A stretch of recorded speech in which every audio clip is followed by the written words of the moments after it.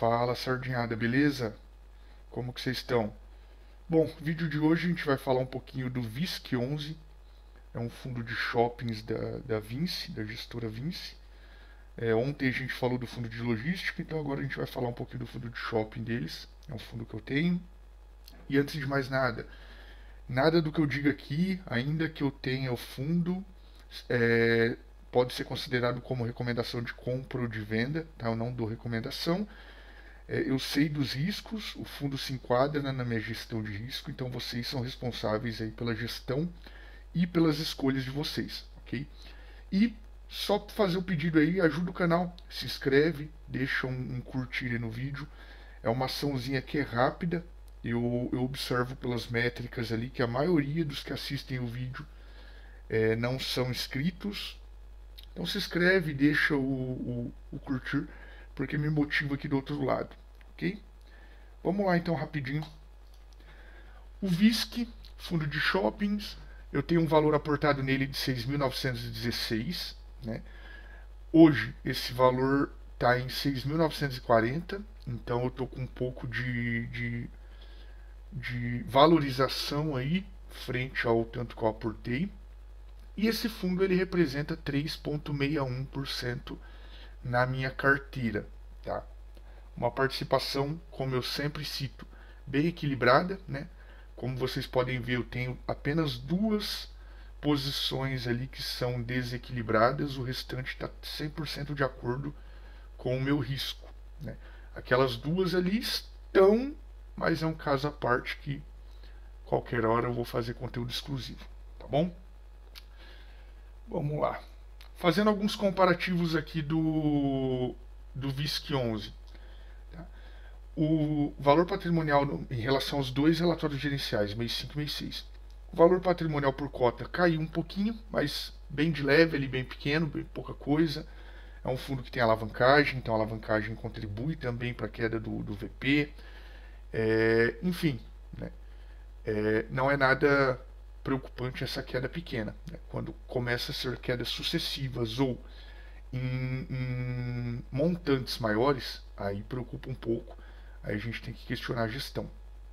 O P sobre VP, que acabou caindo de 0,89 para 88. Para quem quer aportar no fundo aí é excelente, né? Porque pode ser um indicador aí de desconto. Pode não, né? É um indicador de desconto.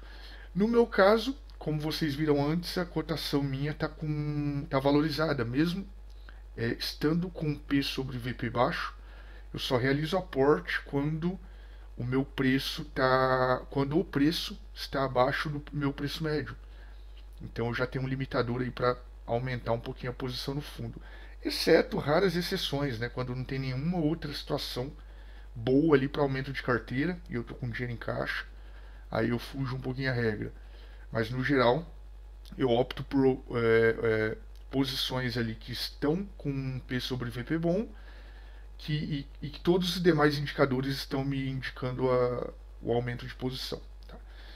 O dividend yield mensal, ele aumentou um pouquinho ali de 0,68 para 0,69, pouquíssima coisa, mixaria, não dá um impacto grande, mas melhor aumentar do que cair. Né? O caixa, aqui a gente já entra num primeiro item que já sinalizou ali um alerta para mim. Ele estava com 3,37% em caixa do dinheiro do PL em caixa e agora foi para 1,95, né?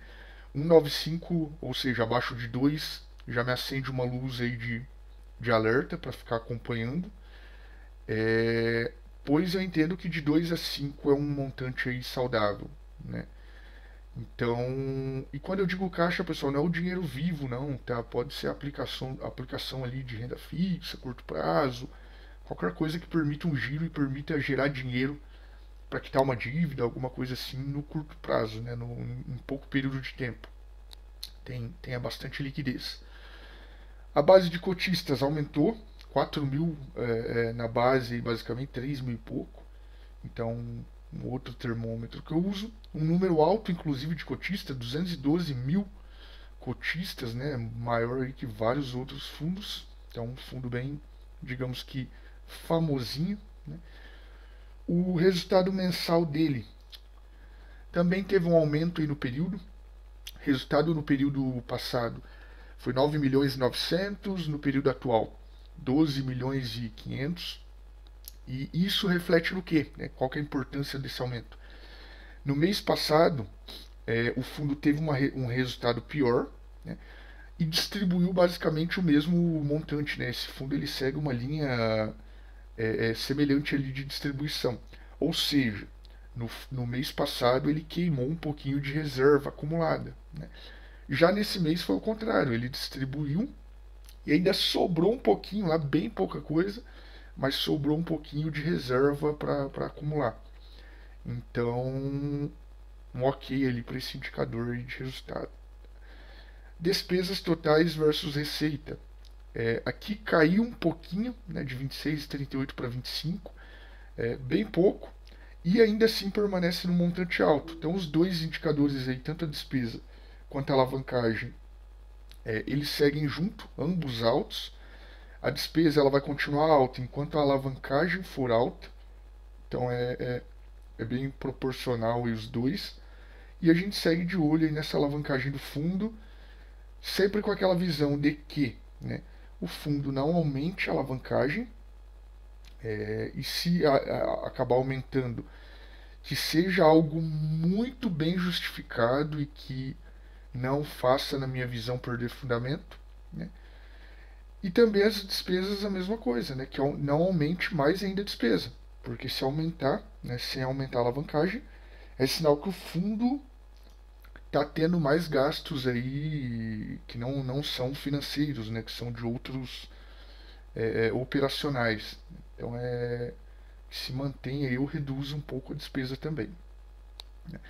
A concentração, ele é um fundo que ele tem participação em bastante shopping, então ele não tem uma concentração muito grande ali em pouco ativo. E por fim a vacância, né?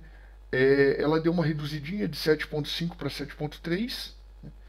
E para o meu caso, que eu olho ali abaixo de 10, né, em qualquer tipo de ativo, seja fundo de tijolo, de laje, fundo de galpão, fundo de shopping, eu olho sempre abaixo de 10, e não olho média do setor, nada do tipo. É uma métrica minha, uma forma minha de conduzir. Tá? E então, para mim, ok ali a vacância, inclusive reduzir um pouquinho. Perfeito? Então, falando aí num geral, né, dos indicadores, nós temos aí três indicadores para ficar um pouquinho de olho, que é o caixa, a alavancagem e as despesas. Né? E qualquer desvio muito fora da curva, de repente questionar aí a gestão na área de RI, tentar entender, se caso não consiga entender por relatórios ou em alguma notícia de mercado. Né? Falando um pouco do relatório gerencial do mês 6, eu picotei algumas partes ali que vale a pena comentar.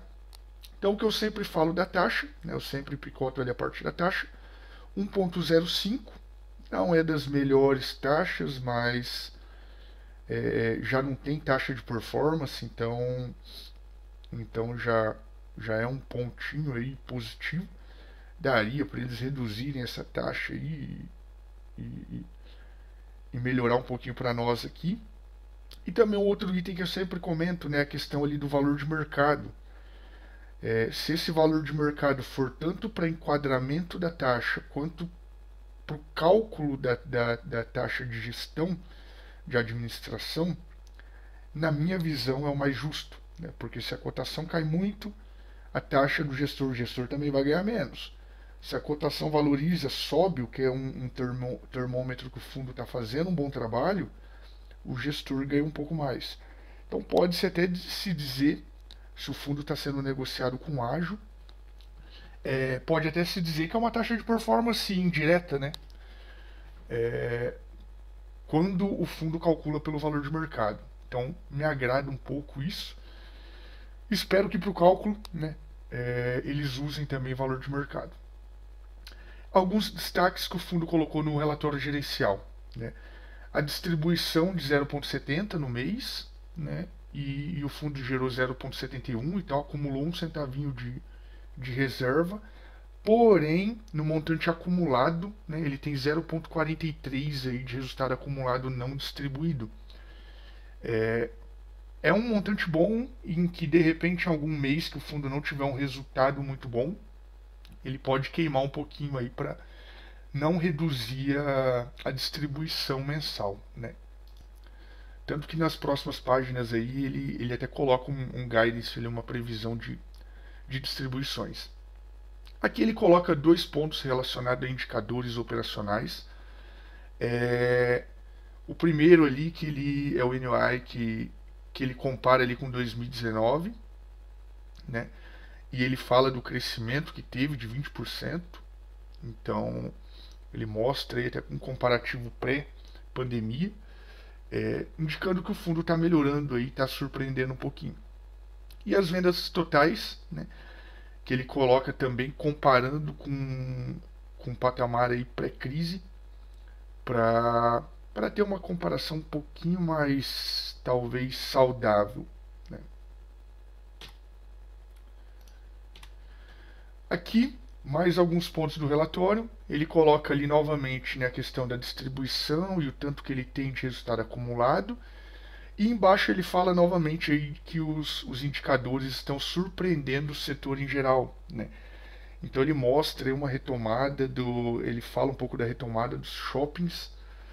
E eu não sei quanto a vocês, eu mesmo que inclusive resido próximo a um shopping, não é um shopping do VISC, nem de nenhum outro fundo, mas é um shopping grande, está cada vez mais lotado. Eu vejo cada vez mais o shopping cheio, né, mais movimentado, então isso mostra realmente a retomada.